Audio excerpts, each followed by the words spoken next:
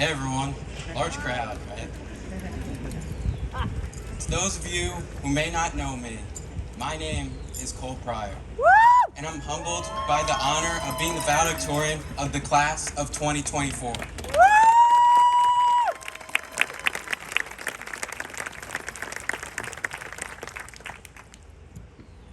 I'd like to start by thanking everyone who has helped me along the way, including teachers, who every day are able to inspire us all, administrators, who help the school function ever so seamlessly, the custodial staff, and everyone else that makes this school the best that it can possibly be.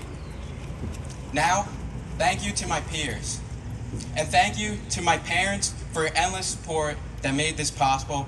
And finally, I'll give a special shout out to my brother Jake, who has always encouraged me to never lose sight of who I am and what I stand for.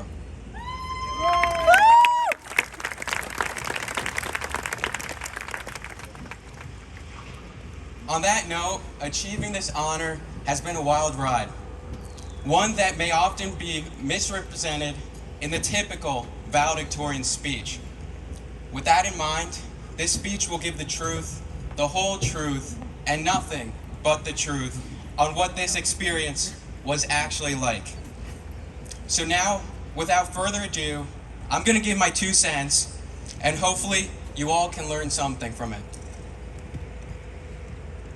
I'll start by taking us all the way back to freshman year, where I remember very vividly doing a project in which we were tasked to essentially play the devil's advocate.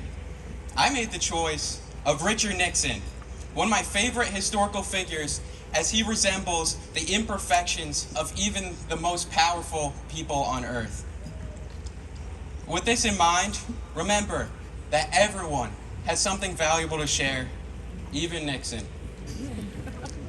This leads us to one of the most important ideas that I've learned throughout my time here, which Nixon summarized best.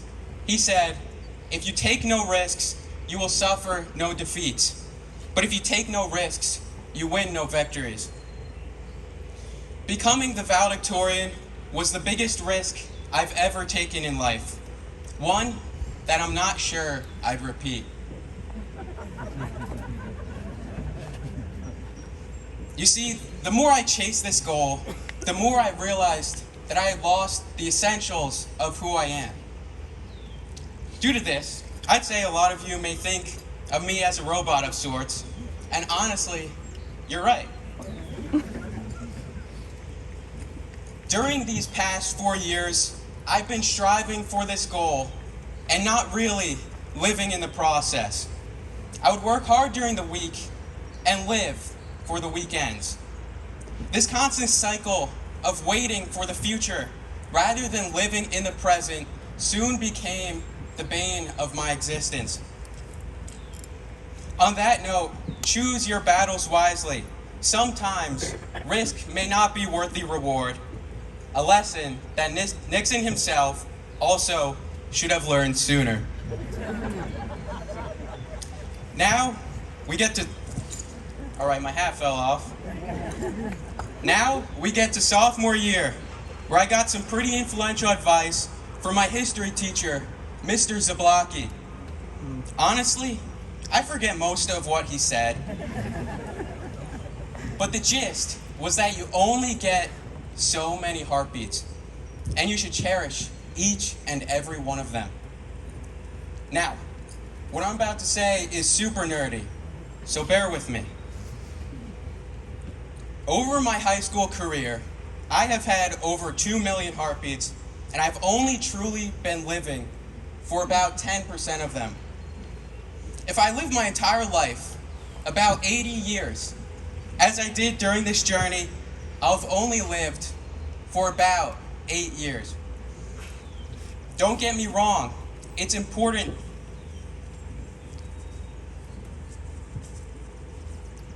to have ambition and goals, but you must not lose sight of fulfillment in the process. Make sure to maximize each and every one of your heartbeats, as each heartbeat you get is one less that you have on this earth. Now this brings us to junior year, where I admittedly fell asleep a few times reading Shakespeare, As I'm sure you guys may have fallen asleep listening to my speech, not to compare myself to Shakespeare or anything. However, within all of his prose and fancy language, I caught a few ideas that I really liked. Apparently, there's no proof that this quote actually came from Shakespeare, but I'll attribute it to him anyway. He said, "Expectation is the root of all heartbreak." To that end, my initial unfulfillment came from one major cause, which was putting all of my eggs in the academic basket. Because of that, I had expected this goal, which led to it being devalued once I actually had achieved it. In short, expectation often leads to sacrifice, and sacrifice often leads to heartbreak. If you live your life with few expectations, then each achievement becomes much more valuable. With that in mind, I should clarify that there is a difference between believing in yourself and expecting something. Believing in yourself is the idea that you can achieve a goal. Expectation is the idea that you will. Ironically, those who believe in their goals achieve them more often than those who expect their goals. For example, I did fencing. And in fencing, whenever I had expected to be a really bad opponent, I often lost. On the other hand, when I believed that I could be a really good opponent, I often won. Therefore, at every opportunity, make sure to believe in yourself. Never forget that you can achieve greatness. Still, make sure to never expect a goal, since expectation leads to heartbreak and nothing else. Overall, there are two keys to success, and we must balance them both to live great lives. One is ambition, the idea that you can always achieve more and improve yourself to reach new heights. The next is fulfillment. Be happy while you're on the journey and proud once you reach your goals. In my case, I have not yet found fulfillment through achieving my academic goals. Rather, I found it by catching up on what I missed, hanging out with my friends, going to the gym, and just living life. Never forget that you're living life to live and enjoy the ride while you're on it. Lastly, I could have predicted a lot of what would happen during my first 3 years here. However, during our senior year, a lot has changed, leading to my final piece of advice. As Einstein put it, the measure of intelligence is the ability to adapt to change. Einstein predicts that you'll face times when you have to go off script. Just kidding, I didn't actually memorize this, so I have it right here.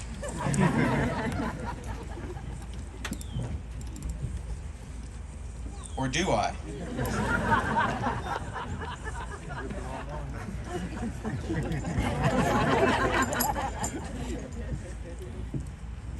So, I wasn't actually predicting that, so I guess I have to go off script. What I was saying was that you have to make sure to learn from people, because everyone around you is ever so important. And the people who think they're too smart to learn from others are not actually smart at all. Make sure that you take every opportunity and ask your peers for advice, and make sure that you live the greatest life that you possibly can. But now, jokes aside, I'd like for everyone to reflect on how you could use your heartbeats.